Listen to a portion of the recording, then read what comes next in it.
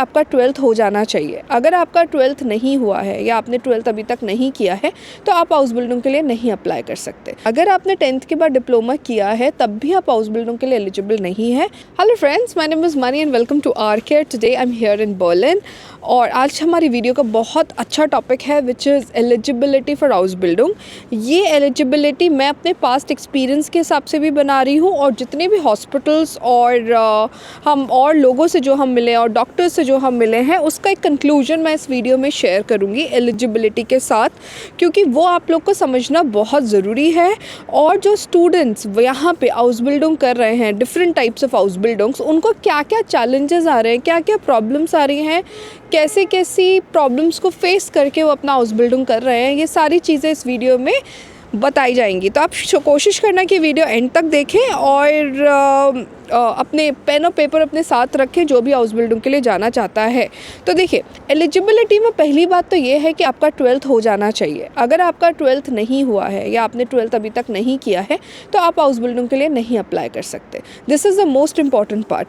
और इसके साथ साथ अगर आप 10th क्लास में हैं या 11th क्लास में हैं तो आप आउसबिल्डिंग के लिए एलिजिबल नहीं हैं। हमारे पास बहुत सारे स्टूडेंट्स का कॉल और काउंसलिंग के मैसेजेस आए जिन्होंने 10th के बाद डिप्लोमा किया है। अगर आपने 10th के बाद डिप्लोमा किया है तब भी आप आउसबिल्डिंग के लिए एलिजिबल नहीं है। आपके 12th CBSE, ICIC और कोई भी स्टेट बोर्ड से होनी चाहिए। इनफैक्ट NIOS वाले स्टूडेंट्स भी इसके लिए एलिजिबल हैं, बट डिप्लोमा नहीं, 10th के बाद डिप्लोमा नहीं, क्योंकि इसकी कॉल्स भी आती हैं, इसकी इंक्वायरीज़ भी आती हैं। यही एक प्रॉब्लम होती है स्टूडेंट्स को समझने में। तो ये तो हमारी बात हो गई पढ़ाई की, कि पढ़ाई में भैया हम डिप्लोमा के बाद नहीं चलेगा, आपका 12th होना चाहिए। That is the most important बात। ठीक है, अब हम बात करते हैं रिक्वायरमेंट्स की कि हमारी रिक्वायरमेंट्स क्या है। तो अगर आपने बायोलॉजी का से पढ़े हुए हैं, आप आई मीन जैसे बायो है आपके पास, या आपके पास फिज़िक्स मैथ्स है, या आप आर्ट्स वाले स्टूडेंट्स हैं, या आप कॉमर्स वाले स्टूडेंट्स हैं, हर तरह का आउसबिल्डिंग यहाँ पर है। आप किसी भी स्ट्रीम में हैं उससे आप आउसबिल्डिंग कर सकते हैं, वो कोई भी प्रॉब्लम नहीं है। ठीक है, बट डिपेंड करेगा कौन से वाला आउसबिल्डिंग है। तो उस डिटेल में मैं नहीं जाऊँगी इस वीडियो में, क्योंकि स्ट्रीम्स रिक्वायरमेंट्स वो बार बार चेंज होती रहती हैं, हर सेमेस्टर में चेंज होती रहती हैं। बट इन जनरल नर्सिंग कर सकते हैं बायोलॉजी, मैथमेटिक्स वाले स्टूडेंट, और भी बहुत सारी रिक्वायरमेंट्स हर सेमेस्टर रिक्वायरमेंट एम्प्लॉयर के हिसाब से, स्टेट के हिसाब से पॉलिसीज़ चेंज रहती हैं। अब हम बात करेंगे एलिजिबिलिटी की। तो आपके पास क्या स्किल्स होनी चाहिए ये आउसबिल्डिंग करने के लिए, ये बहुत बहुत ज़्यादा ज़रूरी है समझने के लिए। देखिए, स्किल्स में क्या है कि हमने 12th कर लिया, हमारा 12th का रिज़ल्ट भी है, या हम 12th परसुइंग है, या हम 10th परसुइंग है, कोई भी सिचुएशन है, बट आपको लोकल लैंग्वेज आनी है। आउसबिल्डिंग के जो स्कूल्स हैं वो इंग्लिश में नहीं पढ़ाई कराते, वो जर्मन में पढ़ाई कराते हैं। तो जर्मन लैंग्वेज तो चाहिए ही चाहिए।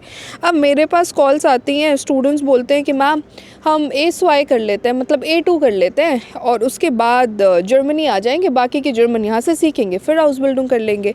तो ये लैंग्वेज वीज़ा पे आउसबिल्डिंग नहीं लगता, वो लैंग्वेज वीज़ा लगेगा फिर आप आउसबिल्डिंग करोगे। जब तक आपने B2 नहीं किया, जब तक आप आउसबिल्डिंग नहीं कर सकते। B1 के बाद भी आपको परमानेंट आउसबिल्डिंग नहीं मिल रहा है, B1 के बाद भी आपको FSJ मिल रहा है, या आपको वॉलंटियर जॉब्स मिल रही हैं, दैट इज़ नॉट आउसबिल्डिंग, क्योंकि स्कूल आपको कॉन्ट्रैक्ट ही नहीं देगा। School will not give you the contract. School की रिक्वायरमेंट यही है। स्कूल स्टेट फंडेड है, school has a policies, they are not private house buildings like a private university कि करो नहीं करो चल जाएगा। So this is a very big problem जो मार्केट में स्टूडेंट्स फेस कर रहे हैं, स्टूडेंट्स को जो प्रॉब्लम हो रही है।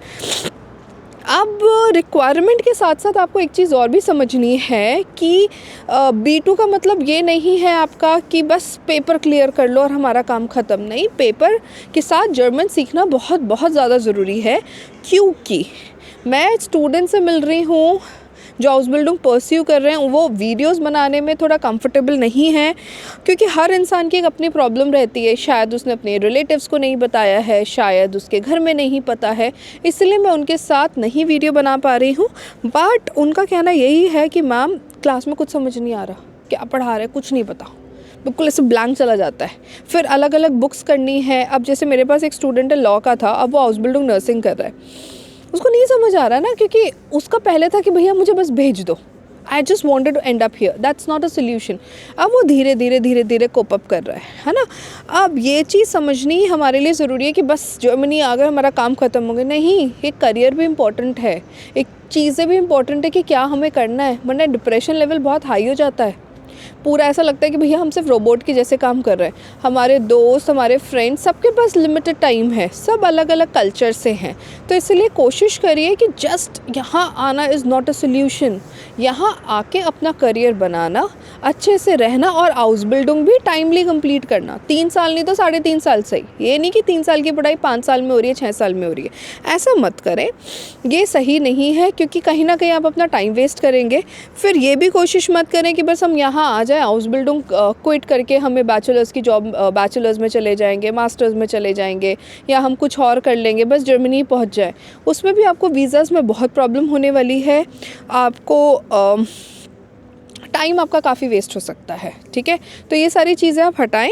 आउसबिल्डिंग की रिक्वायरमेंट मैंने आपको बता दी, आपको मैंने चैलेंजेस बता दिए, आपको कौन कौन एलिजिबल है वो बता दिया। अब इसके अलावा आपको कोई भी क्वेश्चन है आप हमें कांटेक्ट कर सकते हैं, आपको कंसल्टेंसी चाहिए तो आप हमें कांटेक्ट कर सकते हैं। पूरी टीम हमारी है, हम यहाँ पे आते रहते हैं, जाते रहते हैं।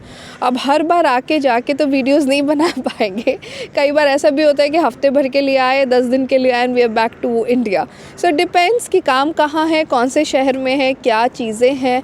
And you're most welcome to contact us, call us, email us and WhatsApp us। Please कोशिश करिएगा कि WhatsApp का मतलब ये नहीं इमीडिएटली रिप्लाई आ जाएगा, उसमें भी टाइम लगता है। We receive 100 of messages every day, so it takes time। Yeah, thank you so much for watching this video।